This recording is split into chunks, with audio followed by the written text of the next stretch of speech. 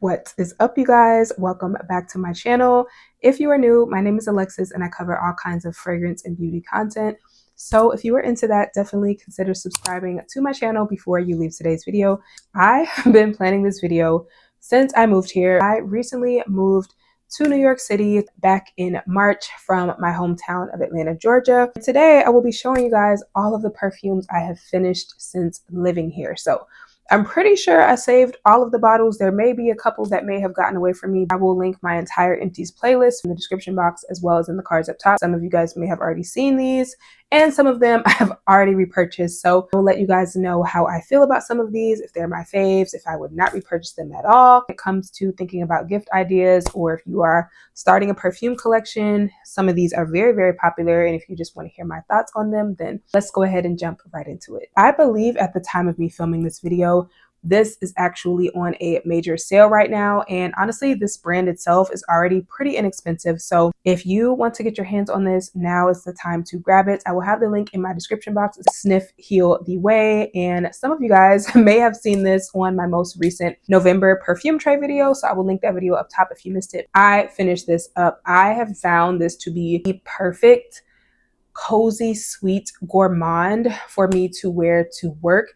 Obviously, this is an amazing layering scent as well, but I have just been loving dousing myself in this and wearing it to work because it does not scream itself before you come into the room, right? This is one of those scents that people in your immediate scent bubble are going to smell. What they are smelling is the most sensual, creamy, slightly woody, sweet pistachio, and it just smells, y'all, this just smells so freaking amazing. I wish this came in a bigger bottle, but I will say I have already repurchased this. I have already picked myself up a bottle while the sale is going on. Snif actually just recently sent me another one of their fragrances, which I will be talking about in my next perfume haul, so stay tuned for that. But this is my first time trying a Snif fragrance, and I am just loving this one so much. This is perfect for my girlies who love more intimate to moderate projecting fragrances. Nice, sweet gourmand that's not too literal, too foodie. It still has a very, very nice, slightly woody undertone, and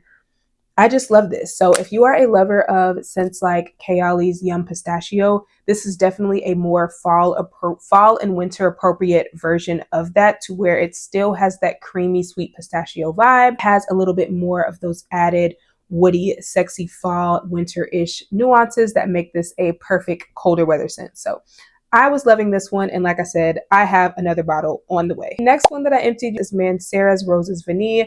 Y'all know the Mancera bottles are 4 fluid ounce bottles, which is huge in the perfume world. It takes so long, and especially with Mancera fragrances, for me, they are already usually extremely strong projectors and very long lasting. So it is hard to go through one bottle of these, but Roses Vanille is definitely something I would consider to be a signature scent. I just really love a rose vanilla combo that is done right.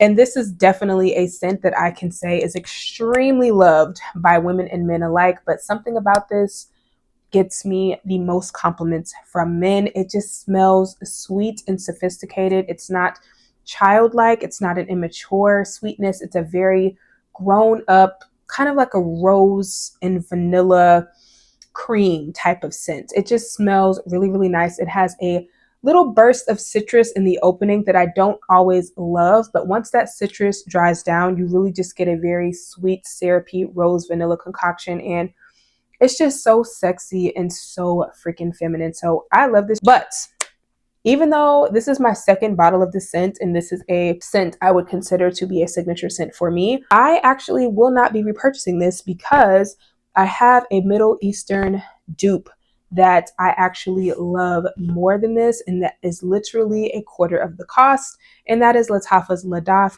I have talked about it in a few videos. I've talked about it in my fall Middle Eastern fragrance recommendations videos, I believe. So I will link that video up top if you have not seen it. That dupe takes all of the best parts about this and adds a sweet caramel note and takes out that kind of sharp, bitter citrus opening. I actually love the dupe a lot more than I love this. And of course, I love the price too. So I will be working on using that bottle up. I will not be repurchasing Mancera's Roses Vanille. I do think it's one that everyone should try if you are a lover of scents like Rose Gourmand from Zara. That is basically what this perfume duped. And I just love this scent. And it became a signature scent for me over the years. So that is Mancera's Roses Vanille. Cannot believe I finally finished this. Y'all, this was like the very first niche perfume that I ever bought. And y'all can tell this bottle is old, girl. The sticker, she's peeling off. The tassel, there's dust on the top. Girl, she's been with me for a while, okay? But this is Xerjoff's Lira, and like I said, this is the first ever niche fragrance that I purchased with my own money. I held off from using this up for that reason, but I was like, girl, get it together. You can't keep doing that. So Lira is a scent that made me realize how much I love a lemon-inspired gourmand fragrance. That is one of my favorite scent combos. Lemon, orange, any type of sweeter citrus with a vanilla or a caramel, creme brulee, toffee, any of those combos together almost is always going to be a win for me. And that is what Lira is. A lot of people describe Lira as smelling like a lemon pound cake, and I can definitely agree with that. She's just so sexy. Another super crowd pleasing one amongst the men as well. Even though it is described as a lemon pound cake, I would say I definitely get more of a very rich, juicy blood orange note in this. And I think that helps to deepen the fragrance and make it not be so light and fluffy and cute. That blood orange mixed with a little bit of cinnamon, as well as the caramel in here and all of the other notes. It just comes together to create such a nice, warm, sexy, intoxicating, sweet, citrusy fruit cake type of scent. And I just love it. I definitely get mostly blood orange and caramel in here, and it just works amazingly well for me. So while I absolutely love this fragrance, I don't think I will be repurchasing this right away because there are some other fragrances in this kind of scent category that are on my list of things that I want to possibly pick up and try here in the near future. So I will not be repurchasing this. And I do also have a bottle of Dolce & Gabbana's Devotion right now that I need to start working on as well, which is similar to Lira, but Lira is definitely richer, deeper, and sexier. So if you like Dolce & Gabbana's Devotion and you want something more fall winter appropriate, Lira is definitely one you should check out. It definitely became a signature scent for me over the years. But I have finished this bottle up and it's time for me to let her go. Now, speaking of Dolce & Gabbana's Devotion, I have a 100 ml bottle here that I finished. I did a full review on this fragrance, which I will link up top. I will try to link all of the corresponding reviews to these scents if I have done them in this video in the cards. Hopefully I don't run out of cards by doing that, but I will link what I can. I did a full review on this fragrance when it first came out and I loved it from day one. Went through a bottle within my first, honestly, 6 months maybe of having it. No, I'll actually maybe say a year. I just loved it, y'all. Just like I said about Lira, this is basically like a little sister, a little cousin to Lira. She's definitely lighter and fluffier. Lira being more of that lemony, citrusy, deep, rich cake that is super, super gourmand. Devotion gives me that vibe, but it's more marshmallowy, sweet, candied citrus. And then there is an added boozy panna cotta note that it just evens it out and makes it such a nice, easy, everyday wearable scent. This is another one I got a ton of compliments on as well. And I think this is a perfect year-round lemon gourmand inspired fragrance. You can literally wear this in the spring, summer, fall, winter. It just literally hits in every season. You get something different in every season. Like for me, in the warmer weather, I definitely pick up on more of the candied citrus note in here. In the cooler weather, I have been picking up on more of that boozy panna cotta rum vanilla concoction, and I just love this. So if you guys saw my last perfume haul, I have already picked up another bottle of this. Absolutely love it. And yeah, I have no other words. This has literally become a staple in my perfume collection, and I don't see myself going without this at this point. Another one that I did a review on as soon as this came out, this is Burberry Goddess. This is probably one of the most viral, hyped vanilla fragrances that has been released in the last year, and rightfully so. This is an amazing scent. As someone who is not a lover of lavender, 9 times out of 10, when a fragrance has lavender in it, I do not like it. This completely changed my mind, okay? The way that the lavender, the cacao, the ginger, and the vanilla mix in here. This is not your gourmand vanilla. This is a very sexy, put together, smooth, seductive. This is a calm, quiet confidence to me. Will 100% get you compliments as well. And I truly love this. I will say I do wish the longevity on this was better, but overall I did not mind reapplying, which is probably how I went through this bottle so quickly. But I personally find that the dupe for this fragrance that is currently on my perfume tray, I have fallen in love with a little bit more. I don't think I will be repurchasing this. I may keep the bottle and possibly buy the refill. And same for Dolce & Gabbana's Devotion. You can buy the refills now, which I love when brands do that because you don't have to continuously buy a full bottle and you do save a few dollars. Not a lot, girl. But in the future, if I do want to get the original Burberry Goddess, I would just refill this bottle. But Lattafa and Gom, y'all. I love that so much more for multiple reasons. It is longer lasting to me than Burberry Goddess. And number two, the ginger and the lavender in that one are not as loud. Not that it bothers me in this scent because it is still very doable, but in Lattafa's Angam, there's like an added praline note in there that sweetens it just a little bit more and makes me prefer that one a little bit more. But if you want to save a little bit of money, okay, and get the exact same amount of juice, I would definitely recommend picking up Lattafa's Angam before you go out and splurge on Burberry Goddess. But that is not to say I did not love this perfume, and I still highly recommend it. Next on the list, this is another one I have picked up again recently, but this is Commodities Gold Expressive. This is another fragrance that I would definitely put in my signature scent category. It's more of an aromatic, slightly fresh vanilla, and I'm finding that I love those types of scents lately. I'm not always in the mood to wear a gourmand. I'm not always in the mood to smell super foodie, and I don't always want to wear something floral. So I love gold because it kind of gives you that aromatic vanilla with this kind of cozy, comforting vibe with this musky undertone. It's a little bit woody. I just love these types of scents that just make you want to hug a person. Like, this is one of those scents you smell on somebody and you're like, I want to give you a hug. You just smell warm and sweet and cozy and inviting. They're borderline gourmand, but they're not quite literal. They're not quite foodie, and they just have that touch of something fresh and sophisticated that really amp them up and make them perfect to wear on their own, perfect signature scents. I did notice that the strength and the longevity of this was not the best after I got about halfway through the bottle, and I kind of let it sit, and it took me a little while to finish it. So I will say, once you start using this one, definitely try to finish it within the first 6 months. You are not a person who feels like you can finish a bottle of this size. They do offer the smaller 30 ml bottles now, as well as the little 10 ml travel pins. So that's just something to think about, but highly recommend this one. Definitely one of my favorites, as well as Milk, which I feel like I emptied a bottle of Milk, but I don't know that I saved it. So either way, you can't go wrong. Milk is definitely more of your cozy, a little bit more in the gourmand territory, a little woody. You've got that burnt kind of marshmallowy gooiness as well. That one is definitely more of an attention grabber. So I would say Gold is like your daytime fragrance, your layering fragrance, whereas Milk gives me more of that you want attention, you want to be noticed type of vibe. So yeah, that is Commodity Gold. Next one, which is another one that I emptied more recently. This is BDK's Velvet Tonka. This one was another love for me. This was my second BDK pickup, and I want to say I picked this up last summer sometime, or maybe the summer before that. This is just for my almond lovers. This has a very creamy, balmy almond mixed with a very nice, smooth tonka, almondy, cherry type of feel.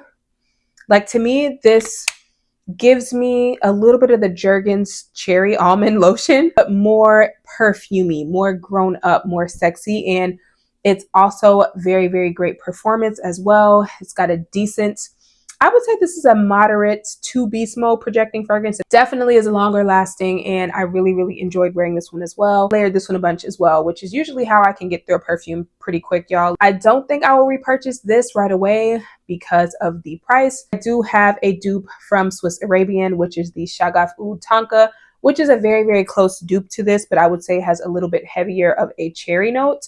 So I would say that one is closer to this with a splash of like Tom Ford Lost Cherry. And I really, really, really do love that fragrance as well. So I will link both this as well as the dupe if you want to save a little bit of money. But overall, I do still recommend this and think you should at least try a sample before you commit to a full size. I will have my discount code to Lucky Scent in the description box as well, because that does work on samples. So yeah, that is BDK Parfums Velvet Tonka. All right, now since we're talking about Middle Eastern fragrances, I'm gonna do a couple of Middle Eastern fragrances that I have here. So the first one that I have emptied is Lattafa Nebras, and this is very popular for being a dupe for Billie Eilish. I personally would say I prefer this over Eilish, and I really, really enjoyed it. And yes, I have already repurchased a bottle of this. I have a bottle on my perfume stand right now that I do plan on using again this fall and winter. So this one, I would say if you have smelled Eilish, kind of takes out that kind of minty metallic-y opening that a lot of people found to be particularly challenging with Eilish. You really are just left with the cacao, the berries, and the vanilla, and it just smells very cozy. Again, definitely more on the gourmand side, but it just smells really, really nice, perfect to layer with other citrus fragrances or your vanillas or chocolate fragrances as well. And I just love this one. Another one that is a major compliment getter and is relatively inexpensive. And I also really, really love the bottle. So not too much to say on this one, honestly. She's a win for me. I've already repurchased it. And yeah, that is Lattafa Nebras. I've also finished Lattafa's dupe for Kayali Yum Pistachio, which is Lattafa's Affection. And I love this one as well, you guys. I will say this one did not give me like the same level of performance as some of my other Middle Eastern fragrances. Like I did find myself having to reapply this one a lot, but I don't know if it's because I just went nose blind to it or if it really was not lasting all that long. Honestly, I do kind of get anosmic sometimes to some of these fragrances, but overall, I do still think it's worth the purchase. You literally get a 100ml bottle for like a quarter of the price of the Kayali Yum Pistachio for the same size. So if you don't care about the brand, you don't care about the bottle, and you just love that really sweet, slightly fresh pistachio ice cream scent, I definitely think you should pick this one up. I don't think I need to repurchase this one right away. This is definitely more of a spring summer vibe for me, and especially since I have the Snif Heal The Way, I feel like that's going to be my fall winter pistachio scent. So I don't need this one, but I definitely would think about repurchasing this once the spring and the summer rolls back around. We're jumping back into the niche territory. So we also have here a bottle of Bianco Latte that I emptied. Ignore that. I will say, you guys, before I talk about the scent, I did not really love like what was going on with the bottles of these.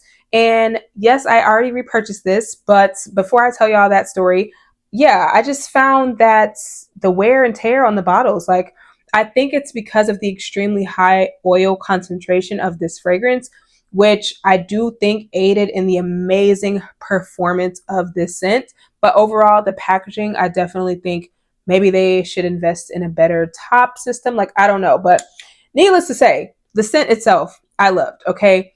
Beast mode, extremely long lasting. I'm talking 24 plus hours, y'all. If you spray this on clothes, it's lasting a couple of days, all right? Like I was catching whiffs of this on laundry that I washed even after the fact, okay? So if you want something that's gonna last forever, that is a strong in-your-face gourmand that is going to get you some attention before you walk into the room, pick her up, okay? She's 100% worth it, worth every single penny. And I did repurchase this bottle when I ran out. But here's the issue that I have with it, y'all, which by the way, this is a very strong kind of caramelly toffee. It's like a honey toffee bomb. Like to me, this almost smells like the inside of a Heath bar. Really, really rich and sweet and just sticky sweet. Like that is what this smells like to me. And whenever I wear this, girl, the men be drooling. Okay, that's all I have to say. The men be drooling. That's all I gotta say. But I am annoyed with myself for repurchasing this because shortly after I repurchased my second bottle of this, and some of you guys already know this if you watch my content regularly, I picked up Lattafa's Eclair and fell in love with that. And it is currently on my perfume tray. And I've been wearing that since the summer. And now that I have had that for a few months, I can honestly say the performance, the scent, and everything, one of the best Middle Eastern dupes we've seen this year. In which, had I gotten that first, I would have not even needed to buy a second bottle of Bianco Latte. So I, of course, will have the link to Bianco Latte if you want the original, or if you want to save roughly $100, you can get the dupe, and I will link that in the description box as well, because yeah, I'm working on finishing the dupe right now. It is currently on my perfume tray. And then once I finish that, I honestly might be a little bit tired of the scent and take a little break, but I do still have a completely full bottle of Bianco Latte that I will need to work through after that. The next one that I would definitely consider to have been one of my signature scents at one point, and I do want to repurchase this. I have not repurchased it. I have some perfumes in my collection that kind of give me a similar vibe to this, so I don't really need to run out and purchase this right now. This is Van Cleef and Arpels Orchid Vanille, and if I had to describe, again, my perfect scent DNA, it would always be some sort of citrus gourmand musk combo. And this definitely fits that category. This is called Orchid Vanille. I definitely get more of a milk chocolate covered orange vibe, if that makes sense.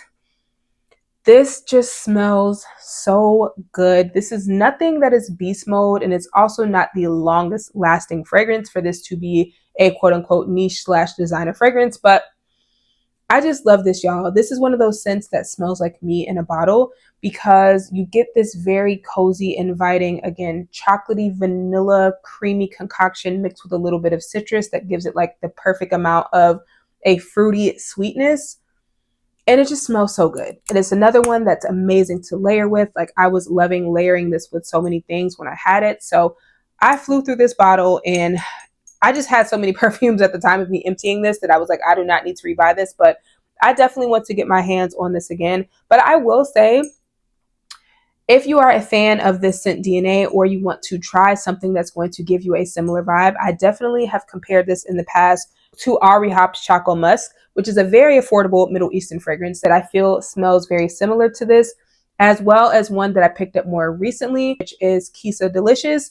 Gives me a very similar vibe to this. So if you want an idea of what this smells like and you have smelled either of those, this is basically very similar to that. So yeah, that is Van Cleef and Arpels Orchid Vanille. Next one that I emptied is Killian's Princess, which is one that I also really, really loved. And I did not rebuy this just because this is definitely something I consider more of a spring, summer, everyday type of scent. This is basically a green tea and marshmallow dominant fragrance. Really nice, likable, again, super easy to layer scent. This is definitely an easy everyday scent. If you are someone that is venturing into perfume territory for the first time and you like something that is slightly fresh as well as slightly sweet, you don't want something literal that is a gourmand, you don't want something that is too fresh, you need a nice balanced scent, this is definitely a really, really nice one. I got decent longevity as well, and this was more of a moderate projector for me. This is not beast mode, but I really, really love this, and I would absolutely repurchase it sometime in the future. I just don't find this to be something that I would be reaching for as we're heading into the colder months, but this is still a really, really nice everyday signature scent that I highly recommend. So that is Killian Princess. The next one that I emptied here is Skylar's Vanilla Sky. And again, y'all will see my fragrance taste here is very much on display because this is another very cozy vanilla scent. This has a cappuccino and an orange note as well. So again, with these citrus gourmands, but for me, I definitely get that cappuccino note in here. It's very much muted and in the background. But if you are a lover of coffee scents that are not too strong on the coffee note, this is definitely one you should check out. It's super cozy. This is a perfect fall and winter scent for those cozier days. Like, this literally reminds me of if you are walking into a Starbucks during the fall or the winter seasons when all of the holiday pastries and holiday drinks are being brewed. One of the sweeter Starbucks drinks that doesn't have a whole lot of coffee in it. That is what this smells like. And it's very likable. I will say though, this does not have the best performance, and this is more of an intimate skin scent. So if you don't mind reapplying, check this one out. But also, please keep in mind that this is a clean skin brand. So it does not have a lot of the things that other perfume brands have that make perfumes last longer. So that is why you have to give some of these clean perfume brands grace, y'all. They're not going to last 24 hours like the other ones do. If you want something quick and easy to throw on and go, this is definitely one you should check out. I also emptied my refill of Alien Goddess, which is one of my favorite summer scents of all time. You guys have probably seen me talk about it a million times if you guys have watched any of my content, but this is just such a nice, slightly citrusy coconut mixed with vanilla, and it's got a little jasmine in here. It's just such a nice, likable scent. And even though I say this is like my most worn scent this summer, this is a scent I typically reach for more in the summer because of that coconut note.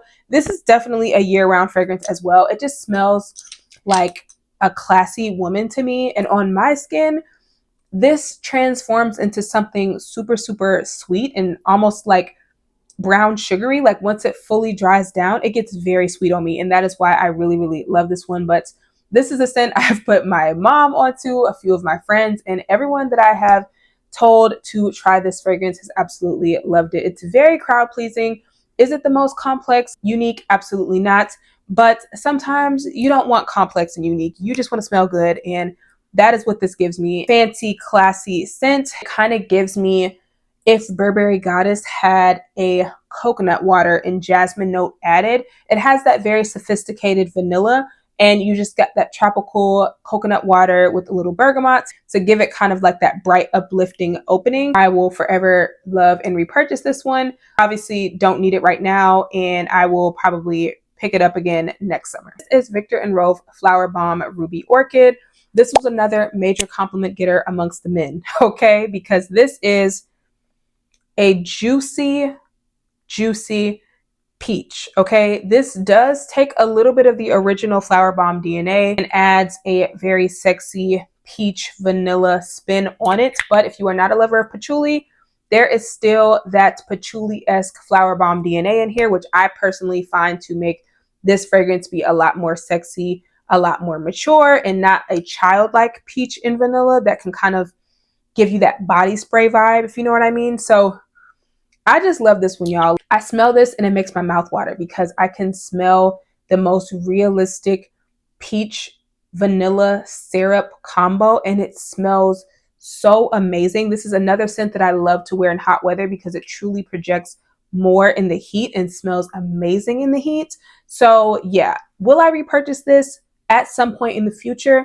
I do not need it right away, but I absolutely love this and got tons of compliments whenever I wore this, and this was a huge win for me. Now we have a couple of travel sizes. I feel like I probably emptied more travel sizes, but I may have gotten rid of them and just did not remember to save them for this video. So I will go through the ones that I have, but I did finish a little mini of Bath & Body Works Vanilla Romance, which I absolutely love.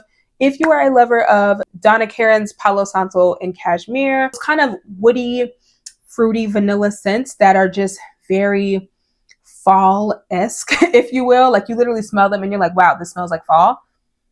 That is what Vanilla Romance gives me. And this is just very sexy and sophisticated for a Bath & Body Works perfume, y'all. So if you are a fan of those other two fragrances that are upwards of $100 and you want to try something that gives you the same vibe for less than that price, definitely check out Vanilla Romance. Like if you don't get the full size perfume, which I don't even know if it's still in stock, definitely pick up the little mini perfume pen or even the fine fragrance mist, the body butter. Like the whole entire line is just bomb, and it smells way more expensive than what it is. So yeah, I would highly, highly, highly recommend Vanilla Romance. Now, two other little mini pens that I finished from the commodity line.